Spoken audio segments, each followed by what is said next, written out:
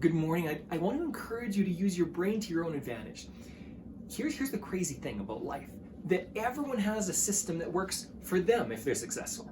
But that's not necessarily going to work for you. You need to figure out what works for you. Now, there's a few general rules of thumb. But what I want to encourage you to do this morning is to start creating your days, start creating your routines around things that help you.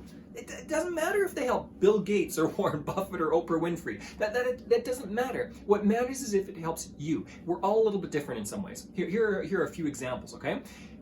Generally speaking, about 3 to 4 hours after you've woken up, usually your mind is at its peak ability to think at that point in time.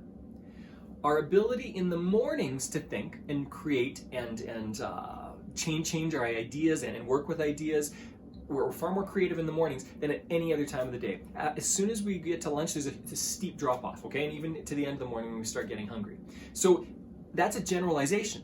Having said that, you might find that something, like first thing when you get up is a little bit better, or just before lunch it's a little bit better. It might be a little bit different for you. So find out what works, and this is how you're going to do this. I'm going to give you a simple setup here. Often it takes a long time to work at this with clients. It takes usually like a couple of weeks of paying attention to this, but I'll give you the basic structure. What you want to do is set up a journal, and you start working on a certain system. Try something for a certain period of time. A week or two, try getting up at 7 a.m. and working right away.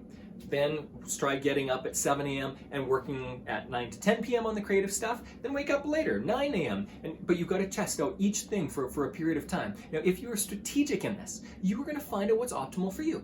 I just read an article on this is a company that I love. It's called thegreatcourses.com. But I read an article there.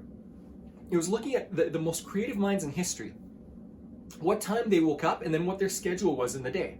Here's the common thing with almost everyone. It wasn't with everyone, but the common thing with almost everyone, I think that I saw 20 individuals, and there were only 2 that bucked this trend, okay? So about 90% of people then. 90% of the people who were the most creative did their most creative work in the morning. So for most people, that's going to be the way it is. But it's not for everybody. There were 2 out of those 20 that didn't create first thing in the morning. They waited a little bit. Some even did it through the night. Some people woke up at crazy times. Most of them got up early, but not all of them got up early. Some of them slept often throughout the morning. So find what works for you. And I'll give you a couple of examples of things that are very simple to figure out for yourself. One is most of us typically will do more for others than we will do for ourselves. So how could you utilize this for your advantage? This is how I utilize it. If I struggle with waking up in the morning, which I have for many years, I've been getting up in the morning early since I was probably about 15 or 16, but I still struggle with it. I practice it, I try it, but I still struggle with it. This is what I found helps. If at 7 a.m. I book my first appointment with somebody else, I will be up and I will be ready. And this is why. Because I'm willing to do more for others than I'm willing to do for myself. And this is common with human beings. We're social creatures. We're willing to do more for others than for ourselves. So if you book that appointment, you're not going to miss that appointment. If that's true for you, that's true for me. If it's true for you, then book appointments early in the morning. And you get up and you'll be ready for those appointments if you're never late for an appointment. Now, maybe there's a different way you could do this. Accountability is fantastic. It's a fantastic practice. Why? It works on the same principle. When I make a commitment to somebody else that I know, like, and trust and respect, I am more likely to follow through on it. So I always have accountability partners in my life. And right now in my life, I've got 2 major accountability partners and then a couple of groups that I work with as well. Why do I do this? Because I know that I'll do more for them than I'll do for myself. So when I say, hey, listen, I know that you're going to keep me accountable. I know that next week you're going to ask me about how I did on this. I'm more likely to do it. When I'm accountable to myself, I can let things slide.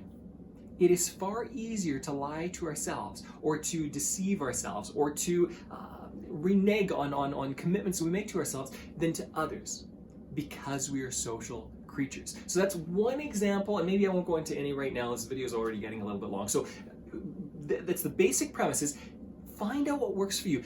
Think about people. The reason I wake up early is because I heard so many other people in my life that were, or people not in my life, people that were mentors, they were great at one thing or great at another thing, and consistently they were getting up early. So I thought, there must be something to this. So I started getting up early. Now, I've doctored it, I've changed it to make sure it works for me. You've got to make sure it works for you. There are things called the 5 a.m. club or whatever. That's fine for somebody else. Find what works for you. Now, if the 5 a.m. club works, great. I personally get up about 4:15. Other people get up at 7 or 8 or 9 or whatever it is. Find out what works for you. That's the challenge today in this video, is simply find systems that work for you that might make life far better, that get far more done in your day, and that set you off on a path of success. Have a fantastic day.